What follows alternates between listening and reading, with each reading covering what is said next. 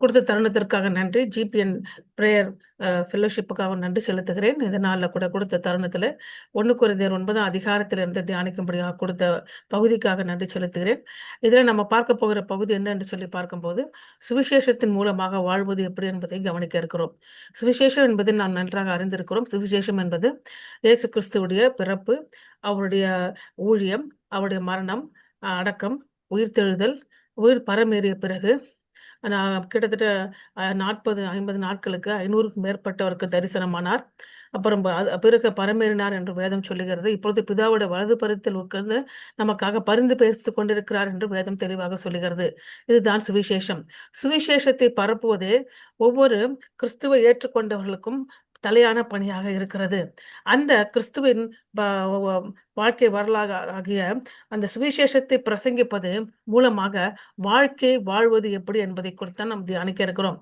அதற்காக எடுத்துக்கொண்ட பகுதி 1 கொரிந்தியர் 9ஆம் அதிகாரத்தை குறித்து நாம எடுத்துக்கொண்டிருக்கிறோம். அந்த காரியத்தை நம்ம பார்க்கிறதுக்கு முன்பாக நான் ஸ்கிரீனை உங்களுக்கு ஷேர் செய்கிறேன். அப்பொழுது உங்களுக்கு இன்னும் தெளிவாக புரிந்து கொள்வீர்கள். இப்பொழுது நான் கடந்து போகிறேன். ஓகே, சுவிசேஷத்திலிருந்து வாழ்வது எப்படி என்பதை குறித்து நம்ம தியானிக்க இருக்கிறோம். How to live from gospel, சுவிசேஷத்தின் மூலமாக சுவிசேஷத்திலிருந்து வாழ்வது எப்படி என்பதை பார்த்துக் கொள்கிறோம். அதற்கு எடுத்துக்கொண்ட பகுதி 1 கொரிந்தியர் 9ஆம் அதிகாரம் 14 16 வசனங்கள். சுவிசேஷத்தை அறிவிக்கிறவர்களுக்கு சுவிசேஷத்தை பிழைப்பு உண்டாக வேண்டும் என்று கர்த்தருடைய கட்டளையா இருக்கிறது. யார் கட்டளை இட்டிருக்கிறார்? கர்த்தரே கட்டளை இட்டிருக்கிறார், மனுஷரோட கட்டளை அல்ல. இதை நாம் புரிந்து கொள்ள வேண்டியது மிக முக்கியமான ஒரு காரியம். சுவிசேஷத்தை அறிவிக்கிறவர்களுக்கு, அவர் சுவிசேஷத்தை உண்மையாக அறிவிக்கிறவர்களுக்கு, தன்னோட சொந்த லாபத்துக்காக அறிவிப்பதற்காக அல்ல, சுவிசேஷத்தையும் தன்னுடைய ஒரு சுய லாபத்திற்காகவோ, தன்னுடைய பெயருக்காகவோ, தன்னுடைய புகழ்ச்சிக்காகவோ அறிவிப்பவர்களுக்கு அதனாலே பிழைப்பு உண்டாக வேண்டும் என்று கர்த்தர் அறிவிக்கவில்லை. சுவிசேஷத்தை உண்மையாக அறிவிப்பவர்களுக்கு அதன் மூலமாக பிழைப்பு உண்டாக்க வேண்டும் என்று கர்த்தர் கட்டளையிட்டிருக்கிறார். அப்படி இருந்தும் நான் இவைகள் ஒன்றையும் அனுபவிக்கவில்லை என்று பவுல் தெளிவாக சொல்லுகிறார். அது மாத்திரமல்லாமல், சுவிசேஷத்தை நான் பிரசங்கிப்பதின் மேன்மை பாராட்ட எனக்கு இடமில்லை, அது என் மேல் விழுந்த கடமையா இருக்கிறது. சுவிசேஷத்தை நான் பிரசங்கியாதிருந்தால் எனக்கு ஐயோ என்று சொல்கிறார்கள். ஐயோ என்கிற வார்த்தையை நீங்க பார்க்கும்போது கிரேக்க மொழியிலே எங்கெல்லாம் மரண வீடு இருக்கிறதோ அந்த வீட்டிலே ஐயோ என்று சொல்வார்களாம். சோ ஐயோ என்று எங்கெல்லாம் இருக்கிறதோ அது மரண ஓலத்தை குறிப்பிடுகிறது. அப்ப பவுல் சொல்லுகிறாரு, சுவிசேஷத்தை நான் பிரசங்கியாதிருந்தால் எனக்கு ஐயோ, ஆவிக்குரிய மரணம் எனக்கு ஏற்படும் என்பதை பவுல் இங்கு வெளிப்படுத்துகிறார். 1 கொரிந்தியர் 9ஆம் அதிகாரம் 16ஆம் வசனத்திலே. ஆகவே ஒரு முக்கியமான உண்மையான காரியம் இந்த வசனத்தின் என்னவென்றால், கிறிஸ்துவ ஊழியர்களுக்கு பண உதவி பெறுவதற்கு தேவன் உரிமை கொடுத்திருக்கிறார். சுவிசேஷத்தை பரப்புவதற்கு எதுவும் தடுக்காதபடிக்கு பவுல் தானாகவே முன் வந்து அந்த உரிமையை விட்டு விட்டார் என்பதுதான் இந்த வசனங்கள் நமக்கு குறிப்பிடுகிறது. ஆகவே சுவிசேஷத்திலிருந்து வாழ்வது எப்படி என்பதையும் 3 தலைப்புகளுக்குள்ளாக 1 கொரிந்தியர் 9ஆம் அதிகாரத்தை கொண்டு நம்ம தியானிக்கலாம். முதலாவது பகுதி, சுவிசேஷத்தை கொண்டு கொடுக்கும் உரிமைகளுடன் வாழுங்கள். சுவிசேஷம் நமக்கு சில உரிமைகளை கொடுக்கிறது. அந்த உரிமைகளுடன் வாழும்படியாக 9ஆம் அதிகாரத்தின் 1-14 வசனம் சொல்லுகிறது. சோ அப்போ சுவிசேஷத்திலிருந்து வாழ்வது எப்படி என்று சொல்லி அந்த தலைப்பிலே 3 குறு தலைப்பின் கீழ் தியானிக்க இருக்கிறோம். முதல் குறு தலைப்பு, அது சுவிசேஷத்தை கொண்டு கொடுக்கும் உரிமைகள் மூலம் வாழுங்கள் என்று 1-14 வசனத்திலும், இரண்டாவது சுவிசேஷத்திற்காக தனிப்பட்ட உரிமைகளை தியாகம் செய்வதன் மூலம் வாழுங்கள். எப்படி வாழ வேண்டும்? முதலாவது எப்படி வாழ வேண்டும்? சுவிசேஷம் கொடுக்கும் உரிமைகளுடன் நாம் வாழ வேண்டும். அடுத்தது சுவிசேஷத்திற்காக தனிப்பட்ட உரிமைகளை தியாகம் செய்வதன் மூலம் வாழ வேண்டும். அப்படி என்று 15-23 வசனத்திலும், மூன்றாவது சுவிசேஷத்திற்காக ஒழுக்கத்துடன் வாழ வேண்டும். சோ இந்த மூன்றுமே மிக மிக முக்கியமான காரியம். ஏனென்றால் சுவிசேஷத்தை பிரசங்கிக்கும்படியாகவும் சுவிசேஷத்தை அறிவிக்கும்படியாகவே நம் ஒவ்வொரு கிறிஸ்துவருக்கும் கட்டளை கொடுக்கப்பட்டிருக்கிறது. அப்படிப்பட்ட சுவிசேஷத்தை நாம் எப்படி பிரசங்கித்து வாழ வேண்டும் என்றால், முதலாவது சுவிசேஷம் கொடுக்கும் உரிமைகளுடன் வாழ வேண்டும். இரண்டாவது சுவிசேஷத்திற்காக தனிப்பட்ட உரிமைகளை தியாகம் செய்வதன் மூலம் வாழ வேண்டும். மூன்றாவது சுவிசேஷத்திற்காக ஒழுக்கத்துடன் வாழ வேண்டும். நாம் இது ஆங்கிலத்தில் சொல்ல வேண்டும் என்றால், how to live from the gospel. Number 1, how to live from the gospel. By 3 ways we can live from the gospel. Number 1, live with the rights given by the gospel. 1-14 verse of 1 Corinthians chapter 9. Number 2, live by sacrificing personal rights for the gospel, 1 Corinthians chapter 9, 15 to 23, and live with discipline for the gospel, 1 Corinthians chapter 9, 24 to 27. முதலாவது நாம் கடந்து போலாம். முதல் தலைப்பு, சுவிசேஷம் கொடுக்கும் உரிமைகளுடன் வாழுங்கள். அதாவது live with the rights by the gospel. 1 கொரிந்தியர் 9 அதிகாரம் 1 14 வசனங்கள். இங்க இதனுடைய கருப்பொருள் என்னவென்றால், உண்மையுடன் தம்மை சேவிப்பவர்களுக்கு தேவன் பராமரிக்கிறார், உணவளிக்கிறார்கள், பராமரிக்கிறார். யாரெல்லாம் தேவனுக்கு உண்மையாக ஊழியம் செய்கிறார்களோ அவர்களுக்கு தேவன் பராமரிக்கிறார் என்பது தான் முதல் காரியம். அப்போ சுவிசேஷம் அறிவிப்பவர்களுக்கு பிரச்சனை வராதான்னா பிரச்சனை வரும், குறைவு வராதா என்றால் குறைவு வரும், எல்லாவற்றின் நடுவில் வியாதி வராதா என்றால் வியாதி வரும். அப்போ எல்லாவற்ற நடுவிலையும் தேவன் தன்னை உண்மையாக யாரெல்லாம் ஊழியம் செய்து அவர்களுக்கு ஆராதித்து வாழ்கிறார்களோ அவர்களை தேவன் பராமரிப்பார் என்பதை தான் 1 கொரிந்தியர் 9 அதிகாரம் 1 14 வசனங்கள் சொல்லுகிறது. இந்த அத்தியாயத்தை நாம் புரிந்து கொள்ள வேண்டும் என்றால் அந்த அத்தியாயத்தின் பின்னணி என்ன என்பதை பார்க்க வேண்டும். முதலாவது, அப்போஸ்தலனாகிய பவுலின் அதிகாரம் கேள்விக்குறாக்கப்பட்டது. நீங்க தான் இந்த பவுல் தான் அநேக சபைகளை பவுல் ஸ்தாபித்திருந்தாலும் பவுல் ஸ்தாபித்த மிக முக்கியமான சபை கொரிந்து சபை. அந்த சபையிலேயே பவுலை அப்போஸ்தலனாக ஏற்றுக்கொள்ளாத ஒரு சூழ்நிலை வருகிறது. பவுல் கொரிந்து சபையை நிறுவிவிட்டு தன்னுடைய 2வது மிஷனரி பயணத்தை தொடர்ந்து நடத்தி கொண்டு போய் கொண்டிருக்கிறார். அப்பொழுது கொரிந்து பட்டணத்துக்கு வந்த அநேகர் அந்த சபையில் இருக்க ஜனங்களை பல குழப்பத்திற்குள்ளாக கொண்டு போனார். முதலாவது குழப்பத்தை கொண்டு போனது பவுல் ஒரு அப்போஸ்தலரே அல்ல என்பதுதான். ஏனென்றால் பவுல் இயேசு கிறிஸ்துவோடு உயர்ந்து ஊழியம் செய்யவில்லை, இயேசு கிறிஸ்துவோட மரணத்தை பார்க்கவில்லை, இயேசு கிறிஸ்துவோட உயிர்த்தெழுதலை பார்க்கவில்லை. உயிர்த்தெழுந்த பிறகு இயேசு பவுலுக்கு தரிசனமாகவில்லை. அதனால் பவுல் ஒரு அப்போஸ்தலர் அல்ல என்று ஒரு குற்றச்சாட்டை கூறினாங்க. இரண்டாவது, சிலர் அவரை விமர்சித்தார்கள். ஏனென்றால் அவர் நிதி உதவி பெறுவதற்கு பதிலாக கூடார தொழிலை செய்துட்டு வராரு, அதனால அவர் அப்போஸ்தலர் அல்ல என்று சொல்லி 2 காரியங்களுக்காக அங்கு அவர் பவுலுக்கு எதிராக செயல்பட்டார்கள். அதனால பவுல் 1 கொரிந்தியர் 9 அதிகாரத்திலே தன்னை குறித்த காரியத்தில் பதில் அளிக்கும்படியாக நான் ஒரு உண்மையான அப்போஸ்தலன் என்று சொல்கிறார். இரண்டாவது, மற்ற எல்லா அப்போஸ்தலரை போலவே எனக்கும் அதே உரிமைகள் உண்டு. என்ன உரிமை உண்டு? உங்ககிட்ட காசு பணத்தை பெற்றுக்கொள்கிறார், நானும் பேதுருவை போல கல்யாணம் பண்ணிக்கலாம், ஆனால் நான் அந்த உரிமைகளை விருப்பத்துடன் விட்டு விட்டேன் அப்படி என்று சொல்லுகிறார். ஏனென்றால் எதுக்கு விட்டு விட்டார் என்றால், எவன் தன் விருப்பத்துடன் அந்த காரியத்தை அவர் விட்டு விட்டபடியால் நீங்க பார்க்கும்போது அவர் என்ன சொல்றாரு சொல்லி பார்க்கும்போது அந்த அதிகாரத்திலே கிட்டத்தட்ட 7 உதாரணங்களை சொல்லுகிறார். ஒரு தனிப்பட்ட ஒரு காரியங்களுக்கு உதாரணமாக சிப்பாய் ஒருவன் இருக்கிறார், சோல்ஜர். அவன் இராணுவத்தில் பணி செய்கிறான்னு சொல்லி பார்க்கீங்கன்னா, இராணுவத்தில் சண்டை போறதுக்கு வேண்டிய உணவுகள், உடைகள், வேண்டிய வாள்கள், இல்லைன்னா தன்னை தற்காத்து கொள்ள வேண்டிய ஷீல்டு எல்லாமே தானாக போய் காசு கொடுத்து வாங்க மாட்டாரு. அது எல்லாமே யார் கொடுப்பாங்க? அந்த ராஜ்யம், அந்த ராஜா, அந்த படைக்கு தலைவன் அது கொடுப்பார். அதே மாதிரி சிப்பாய் தன் சொந்த இராணுவ சேவைக்கு பணத்தை செலவழிக்க மாட்டார். இரண்டாவது, ஒரு விவசாயி இருக்கிறாரு, அவர் திராட்சை தோட்டத்துல விவசாயம் செய்யறாரு.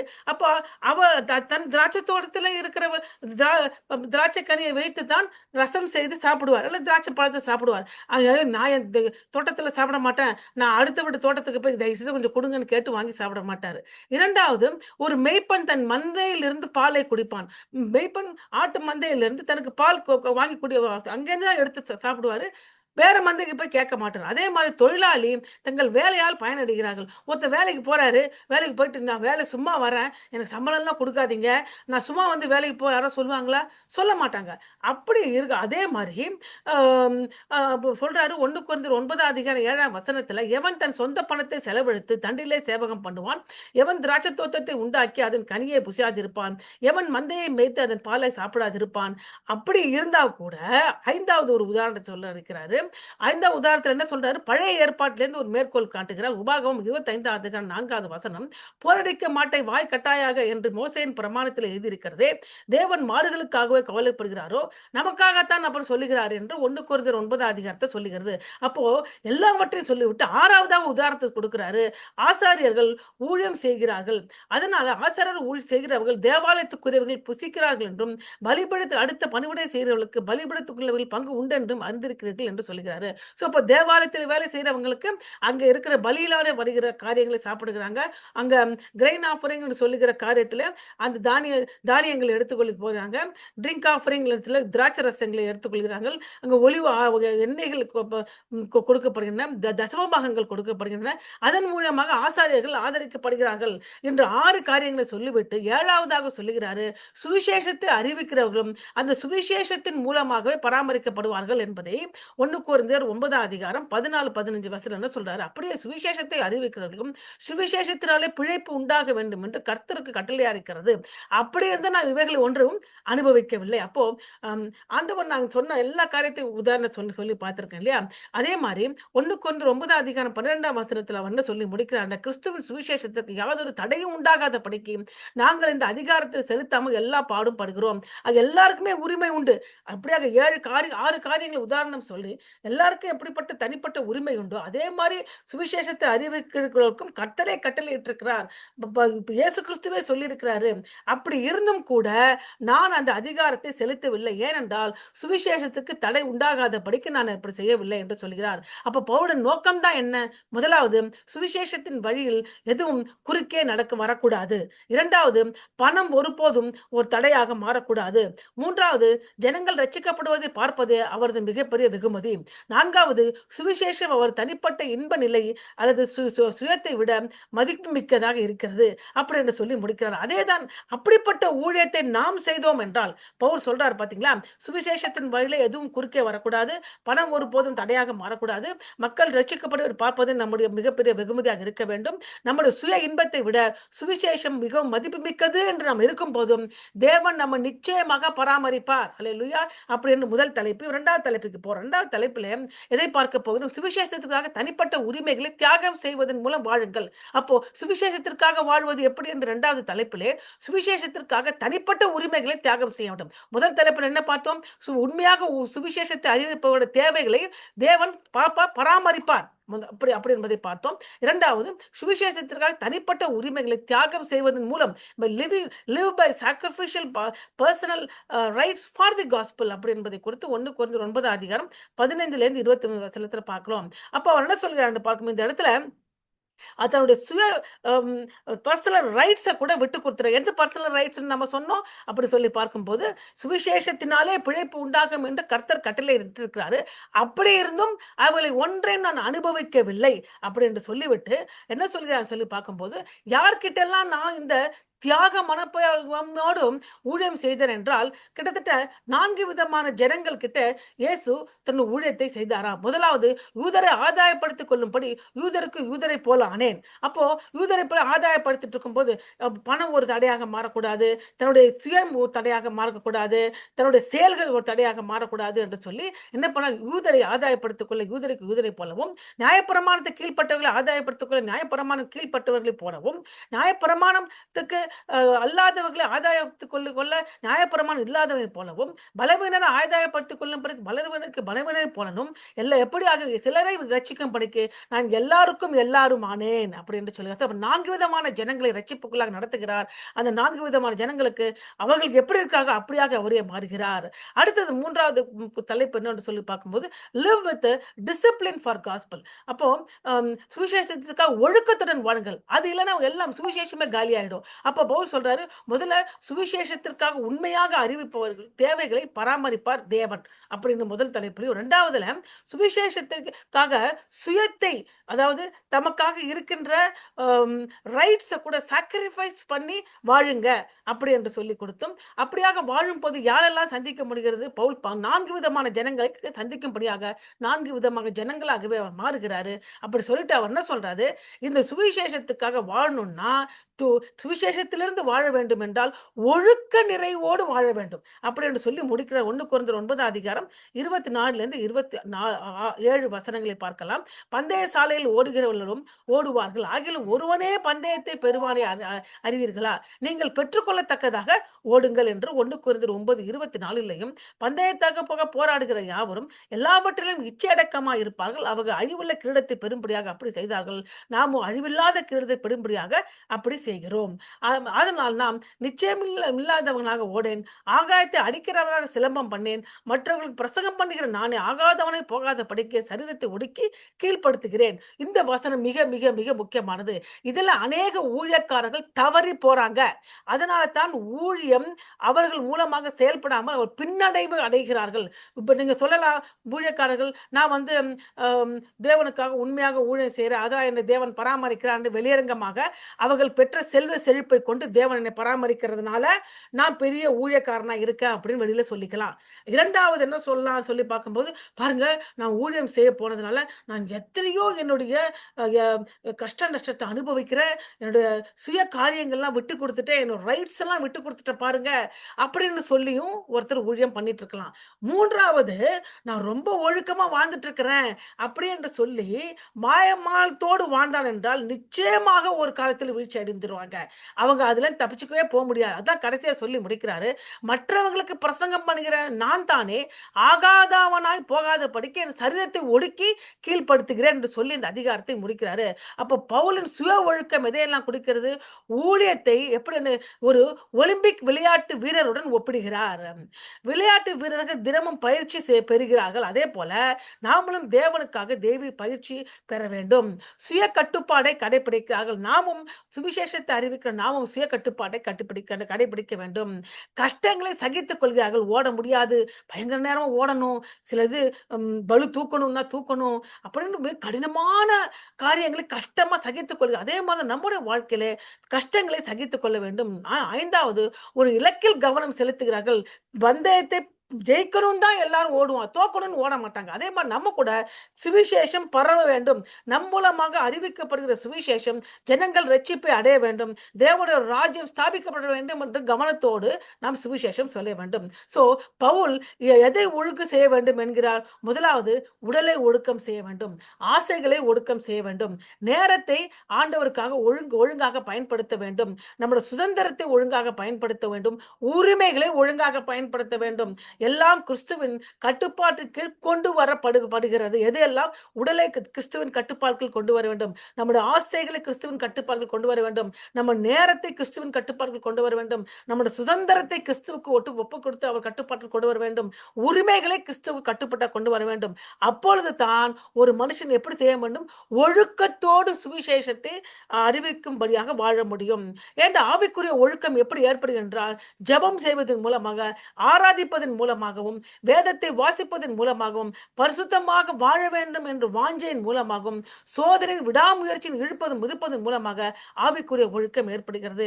உதாரணத்துக்கு நாம் எடுத்துக்கொள்ள வேண்டும், இப்படிப்பட்ட கோட்பாட்டுப்படுகளுடன் சில வேதத்திலே வாழ்ந்தாங்க. யாரெல்லாம்? இயேசு கிறிஸ்து, ஆபிரகாம், மோசே, யோவான் ஸ்நானகர், ரூத், நல்ல சமாரியர். இயேசு என்ன சொல்றாரு? பரலோகத்தின் மகிமையை விட்டு என்ன ஒரு மனிதனாக அவர் கீழே இறங்கி வந்தாரு, ஒரு ஊழியக்காரனாக கீழே இறங்கி வந்தாரு. அப்படி என்று பிலிப்பு 2:5-8 சொல்லுகிறது. கிறிஸ்து இயேசுவில் சிந்தையே உங்களின் இருக்க கடவுது, அவர் தேவனுடைய ரூபமாய் இருந்தும் தேவனுக்கு சமமாய் இருப்பதை கொள்ளையாடிய பொருளாக எண்ணாமல் தம்மை தாமே வெறுமையாக்கி அடிமையின் ரூபம் எடுத்து மனுஷ சாயலானார். அவர் மனுஷ ரூபமாய் காணப்பட்டு மரணம் பணிந்தும், அதாவது சிலுவையின் மரணம் பணிந்தும் கீழ்ப்படிந்தவராகி தம்மை தாமே தாழ்த்தினார். இப்படியாக நாம் இயேசு கிறிஸ்துவே, இந்த தேவனுடைய குமாரனாக இயேசு கிறிஸ்துவே தன்னுடைய மகிமையை விட்டு இறங்கி வந்தார் என்றால், நாம் சுவிசேஷத்திற்காக அனைத்து காரியங்களும் விட்டுவிடும்படியாக நம்முடைய பெருமை, நம்முடைய படிப்பு, நம்முடைய எக்ஸ்பீரியன்ஸ், நம்முடைய மேன்மை, எனக்கு இதுதான் சிறந்தது என்று கருதுகிற காரியங்கள், அப்படி என்று பணம், புகழ், பெருமை, உறவுகள் எல்லாவற்றையும் விட்டுவிடும்படியாக நாம் அழைக்கப்படுகிறோம். இரண்டாவது, ஆபிரகாம் என்ன செய்தாரு? தன் தாயகத்தை விட்டு போனார். ஏனென்றால் தனிப்பட்ட ஆறுதலை விட, தனித்தட்ட இன்பத்தை விட விட தேவனுடைய நோக்கமே பெரிது என்று கருதினார். மெசபட்டோமியால அந்த காலகட்டத்துல கலாச்சாரம் வளர்ந்த ஒரே தேசம், கலாச்சாரம் தொடங்கின இடம் மட்டும் மெசபட்டோமியா. அகழ்வாராய்ச்சியாளர்கள் பார்க்கும் பொழுது அங்க பெரிய கட்டடங்கள் இருந்த மாதிரியாகவும், இரிகேஷன் ஃபெசிலிட்டிஸ் இருந்தபடியாகவும், வீடுகள் கட்டப்பட்டதாகவும், வீடுகளுக்குள்ள தண்ணி வசதிகள் செய்யப்பட்டதாகவும் காணப்படுகிறது என்று சொல்லி கண்டுபிடிச்சிருக்காங்க. அப்படிப்பட்ட ஒரு சொபிஸ்டிகேட்டட் இடத்துல ஆபிரகாம் வாழ்ந்திருந்தா கூட தேவன் என்ன சொல்றாரு? ஆபிரகாமை எபிரேயர் 11:8 விசுவாசத்தினால் ஆபிரகாம் தான் சுதந்திரமாக பெறப்போகிற இடத்திற்கு போகும்படி அழைக்கப்பட்ட போது கீழ்ப்படிந்து தான் போகும் இடம் இன்னதென்று அறியாமல் புறப்பட்டு போனான். அப்படியாக ஆண்டவர் நம்ம சில காரியங்களை, இந்த காரியத்தை விட்டுவிடு, இந்த இடத்திலிருந்து போய்விடு, இமிடியட்டாக இங்கிருந்து கிளம்பு என்று சொல்லி சில காரியங்களை சொல்லும் பொழுது ஏன் என்று கேட்காமல் நாம் கீழ்ப்படியும் போது மாத்திரம்தான் சுவிசேஷத்தின் மூலமாக நம்ம வாழ முடியும். அடுத்தது மோசேக்கு சொல்றாங்க, எபிரேயர் 11 விசுவாசினாத்தான் மோசே தான் பெரியவனான போது பார்வோனுடைய குமாரத்தின் மகன் எனப்படுவதை வெறுத்து அனித்தியமான பாவ சந்தோஷங்களை அனுபவிப்பதை பார்க்கலாம் தேவனுடைய ஜனங்களோட துன்பத்தை அனுபவிப்பதை தெரிந்து கொண்டான். இது மிக மிகுந்த கடினமான காரியம். ஒரு பக்கம் கொடுக்கப்பட்டிருக்காங்க, அவங்களுக்கு நல்ல சாப்பாடு கிடையாது, துணி கிடையாது, ஒரு ஓய்வு கிடையாது. இஸ்ரவேல் ஜனங்க கஷ்டப்பட்டு இருக்காங்க. இந்த இடத்துல பார்வோனுடைய மகன் அப்படிங்கிற பொறுப்புல எல்லா வசதியும், படிப்பு, இடங்கள், வசதிகள், வல்லமை, அவனுக்கு அதிகாரம் எல்லாத்தையும் விட்டுட்டு அவர் என்ன சொல்றாரு? அவங்களோட கஷ்ட அனுபவிக்க நான் சந்தோஷம் என்று வருகிறேன். இனி வரும் பலன் மேல் நோக்கமாய் இருந்து எகிப்திலிருந்து பொக்கிஷங்கள் மேலும் எகிப்தில் உள்ள பொக்கிஷங்களிலும் கிறிஸ்துவின் மித்தம் வரும் நிந்தையை அதிகமாக பாக்கியம் என்றேன். கிறிஸ்துவின் மித்தம், இங்க கிறிஸ்து கொண்டு வர்றாங்க. சோ கிறிஸ்துவின் நிமித்தமாக வரும் பாக்கியத்தை நிந்தைய பாக்கியம் என்று என்ன, அப்படியாக நிந்தை வந்த பொழுதும் நாம் பாக்கியம் என்று சுவிசேஷத்தை அறிவிக்கும் போது மாத்திரமே சுவிசேஷத்தின் மூலமாக வாழ முடியும். யோவான் ஸ்நானகன் சொன்னாரு, அவர் பெருகவும் நான் சிறுகவும் வேண்டும் என்று சொல்லி உண்மையாகவே தன் ஊழியத்தை முடித்து இரத்த சாட்சியாக யோவான் மரித்து போனாரு. அப்படியாக எந்த காரியத்திலும் என் பேர் வரணும், நான் தான் ஊழியம் நல்லா பண்றேன் அப்படி என்று சொல்வதற்கு அல்ல, அதற்காக அழைக்கவன் நான் சிறுகவும் அவர் பெருகவும் வேண்டும் என்ற காரியம் இருக்க வேண்டும். ரூத் அப்படித்தான் இஸ்ரவேலின் தேவனை பின்பற்ற தன்னுடைய சொந்த ஊரை விட்டு வெளியேறி பண்ணிட்டாங்க. எவ்வளவு பெரிய காரியம் யோசிச்சு அந்த மாமியார் சொல்றாங்க, நீ திரும்பி போமா, நீ சின்ன வயசு பொண்ணு, நீ கல்யாணம் பண்ணிக்கோ, நீ சந்தோஷமா இரு, நான் வயசானவள், எனக்கு எதுவுமே கையில காசு பணம் எல்லாம் இல்ல, நானே போய் ஒரு பிச்சை எடுக்கிற வாழ்க்கையில வாழ போறேன், ஏதோ கிடைக்கிற சிந்தி இருக்கிற தானியங்களை வச்சு நான் வாழ போறேன், என் கூட வராதம்மா. ஆனா ரூத் இல்ல, நான் உங்க கூட தான், நீங்க இருக்கிறதுக்கு நான் வருவேன், நீங்க சாப்பிட்றதா நான் சாப்பிடுவேன், நீங்க வணங்குகிற தேவன் நான் வணங்குறேன், நீ மறிக்கிற இடத்துல நானும் மறிப்பேன் என்று சொன்னால் அதனால் ரூத்துடைய பெயர் இயேசு கிறிஸ்துடைய பிறப்பின் அட்டவணையில் இடம்பெறுகிறது. அடுத்து நல்ல சமாரியன் சொல்றாரு, அந்த யாருன்னே தெரியாது ஒருவர், எல்லாமே விட்டு போயிட்டாங்க, பெரிய பெரிய சொல்லிப்பாங்க ரிலீஜியஸ் பீப்புள்ஸ் எல்லாருமே, அதாவது மத தலைவர்கள் எல்லாருமே, ஆசாரியன், லேவியன் அப்படி எல்லாம் விட்டு போயிட்டாங்க. ஆனா சமாரியன் எல்லாரும் வெறுக்கப்பட்டவங்க, வேஸ்ட், இவங்க எல்லாம் எதுக்கும் பிரோஜனம் இல்லாதவன் கருதி சமாரியனோ தன்னுடைய நேரத்தையும் பணத்தையும் தன்னுடைய சுயத்தையும் தியாகம் செய்து அந்த ஒரு அடிப்பட்ட மனுஷனை காப்பாத்தினார். அப்படியாக பாவத்தினால, வேதனையினால, கஷ்டத்தினால அடிப்பட்டு இருக்கிற ஜனங்களை நாங்கள் சுவிசேஷத்துக்குள்ள நடத்தப்பட வேண்டும் என்றால் நம்ம நல்ல சமாரியனாக நடந்து கொள்ள வேண்டும். அது மாத்திரமல்லாமல் பவுலின் சொந்த வாழ்க்கையும் அவருடைய மிஷனரி பயணம் கூட இந்த கொள்கைக்கு உதாரணமாக இருக்கிறது. முதலாம் மிஷனரி பயணத்தில் அப்போஸ்தலர் 13-14 பரிசுத்த ஆவியானவரால் பவுல் அனுப்பப்பட்டார். லிஸ்திராவில் எதிர்ப்பையும் துன்பங்களையும் கல்லெறிதலையும் எதிர்கொண்டார். துன்பம் இருந்த போதிலும் தேவனுடைய நோக்கத்தை ஒரு பொழுதும் அவர் முதலாம் மிஷனரி பயணத்தில் கைவிடவில்லை, பயணத்தை முடித்து வந்தார். அதன் ஒரு கேள்வி நம்ம ஆண்டவர் இந்த இடத்துல அவர் கேட்கிறார், தேவன் தன்னுடைய ராஜ்யத்தை முன்னேற்றுவதற்கு எனக்கு கொடுத்ததை நான் எவ்வாறு பயன்படுத்த முடியும் என்பதை சிந்தித்து பாருங்கள். பவுல் சரியாக தன்னுடைய முதலாம் மிஷனரி பயணத்தில் பயன்படுத்திக் கொண்டார். இரண்டாவது பயணத்திலே பவுல் அப்போஸ்தலர் 15-18 பார்க்கும் பொழுது பிலிப்பு சிறையில் அடைக்கப்பட்டார். சிறையில் பாடல்களை அடைக்கப்பட்ட போது கூட அங்க பாடலை பாடினார். பாடலை பாடியதன் மூலமாக ஆதரவு என்ன நடந்தது சொல்லி பார்க்கும் நடுராத்திரியே பவுலும் சீலாவும் ஜெபம் பண்ணி தேவனை துதித்து பாடினார்கள். காவலில் வைக்கப்பட்டு அதை கேட்டுக்கொண்டிருந்தார்கள். பிறகு பூமி அதிர்ச்சி ஏற்படுகிறது, அவர் கட்டுகள் அவிழ்கிறது. அப்பொழுது அந்த சிறைச்சாலை அதிகாரி பயந்து போய் தன்னை மறித்துக் கொள்ள பார்க்கிறான். அப்பொழுது அப்படி மறிக்க ஆயத்தப்படாதே, நாங்கள் இங்கதான் இருக்கோம், எங்க ஓடி போவில்லைன்னு சொன்னாங்க. அப்பொழுது வெளியே வந்து ஆண்டவரே, ரட்சிக்கப்படுவதற்கு நாங்கள் என்ன செய்ய வேண்டும் என்று கேட்டார்கள். அதற்கு அவர் கர்த்தராகிய இயேசு கிறிஸ்துவை விசுவாசி, அப்பொழுது நீ உன் வீட்டார் ரட்சிக்கப்படுவீர்கள் என்றார். அப்பொழுது அந்த இரவே அவனும் அவன் வீட்டாரும் ஞானஸ்தானம் பெற்றார்கள் வேதம் சொல்லுகிறது.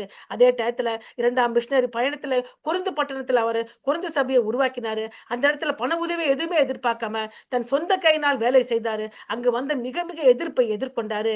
அதே அதற்காக நமக்கு கேட்கப்படுகிற ஒரு கேள்வி, சுவிசேஷத்திற்காக என்ன மகிழ்ச்சியை நாம் சரணடைய தயாரா இருக்கிறோம்? 2வது கேள்வி, நம்முடைய வாழ்க்கையிலே கிறிஸ்துவின் மித்தம் கிறிஸ்து மித்தம் பிறரை கிறிஸ்துவிடம் கொண்டு வருவதற்கு உதவுகிறோமா, அல்லது நம்முடைய நடக்கையிலாலே தடுக்கிறோமா என்ற கேள்வி ஆண்டவர் நம்மை பார்த்து இன்னைக்கு கேட்கிறாரு. அடுத்து சுவிசேஷம் பவுலினுடைய 3வது மிஷனரி பயணத்தில் அப்போஸ்தலர் 18ஆம் அதிகாரம் 21 வசனம் வரைக்கும் எபேசு பட்டணத்தில் பல ஆண்டுகள் அங்க வளர்ந்தார். மிகப்பெரிய எதிர்ப்புகளை சந்தித்தாரு. அதே டயத்தில் மிகப்பெரிய சுவிசேஷம் பரப்புதல், மாயவித்தைக்காரர்கள், பில்லி சூனியம் வைக்கிறவங்க எல்லாரும் தன்னுடைய பில்லி சூனிய காரியங்களை வெளியில வந்து எரிச்சு அவர்கள் இயேசுவை சொந்த ரட்சகராக ஏற்றுக்கொண்டாங்க. அதனால மிகப்பெரிய அர்த்தமே கடவுள் வணங்காம போயிட்டார். அதனால பெரிய ஒரு வீழ்ச்சி ஏற்படுகிறது. அவங்க அவங்க வியாபாரத்தை, அதான் பெரிய கலவரம், எதிர்ப்பு ஏற்படுகிறது. அதை எதிர்த்து நின்று அவங்க மிஷினரி பயணத்தில் நிற்கிறாரு. தேவாலயத்தை பலப்படுத்தினாரு, விசுவாசிகளை ஊக்குவித்தாரு. அப்போ அப்போ கிறிஸ்துவுக்கு அது கடைசியாக அவர் என்ன சொல்றான்னு பார்க்கும்போது 3ஆம் மிஷினரி பயணம் முடியும் போது அகபு மற்றும் தீர்க்கதரிசி சொல்றாங்க, நீங்க எருசலேம் போகாதீங்க, அந்த இடத்துல உங்க சிறைப்படுத்திடுவாங்க, அப்படி எச்சரிக்கிறாங்க. அப்ப பவுல் சொல்றாரு, இல்ல இல்ல, கட்டுகள் உபத்திரவம் எனக்கு வைத்திருக்கிறார் என்று பரிசுத்த ஆவியானவர் பட்டணந்தோறும் தெரிவிக்கதை நான் அறிந்திருக்கிறேன். அதனால அவைகளால் ஒன்றையும் குறித்து நான் கவலைப்படேன். என் பிராணனை நான் அருமையாக எண்ணேன். என் ஓட்டத்தை சந்தோஷத்துடன் முடிக்கவும் தேவனுடைய கிருபையின் சுவிசேஷத்தை பிரசங்கம் பண்ணிபடியாக நான் கர்த்தராகிய இயேசு கிறிஸ்துவின் பெற்ற ஊழியத்தை நிறைவேற்றவும் விரும்புகிறேன் என்று சொல்லி தைரியமாக 3ஆம் மிஷனரி பயணத்தை முடித்து எருசலேம் போனாரு. அந்த இடத்துல சிறைவாசப்பட்டாரு. அங்க எருசலேம்ல சில நாட்களும் பிறகு மற்றும் சிசராவில மற்றும் 2 வருடங்களும், அதுக்கப்புறம் ரோம் சிறையிருப்பிலே பல வருடங்களும் அகப்பட்டிருந்தா கூட தன்னுடைய சுவிசேஷ பணியை செவ்வனே நிறைவேற்றினார் பவுல். ஆகவே சுவிசேஷத்தை பரப்ப பவுல் என்னென்ன செய்தார்? 3 காரியத்தை செய்தார். முதலாவது, அவர் நிதி உரிமைகளையும் தனிப்பட்ட சலுகைகளையும் மறுத்தார். 2வது, அவர் வெவ்வேறு கலாச்சாரங்களுக்கு ஏற்ப தன்னை மாற்றி அமைத்து அந்த கலாச்சாரத்தில் இருக்கிற ஜனங்களை சுவிசேஷத்துக்குள்ளாக நடத்தினார். 3வது, சாட்சியாக நிற்க தன்னுடைய சுயத்தை ஒழுங்குபடுத்தினார். இந்த காரியத்தை நாம் செய்கிறோமா என்பதை சிந்தித்து பாருங்கள். ஆகவே நான் முடித்து விட்டேன் இந்த பிரசங்கத்தை. சுவிசேஷத்திலிருந்து வாழ்வது எப்படி? முதலாவது, சுவிசேஷம் கொடுக்கும் உரிமைகளுடன் வாழுங்கள். 2வது, சுவிசேஷத்திற்காக தனிப்பட்ட உரிமைகளை தியாகம் செய்வதன் மூலம் வாருங்கள். 3வது, சுவிசேஷத்திற்காக ஒழுக்கத்துடன் வாழுங்கள். ஆங்கிலத்தில் ஒரு வார்த்தை சொல்லுகிறேன், how to live from gospel. முதலாவது, first live with the rights given by the gospel. Number 2, live by sacrificing personal rights for the gospel. Number 3, live with discipline for the gospel. நம்ம கொடுத்த தருணத்திற்காக நன்றி. கர்த்தர் உங்களை ஆசீர்வதிப்பாராக. ஆமென்.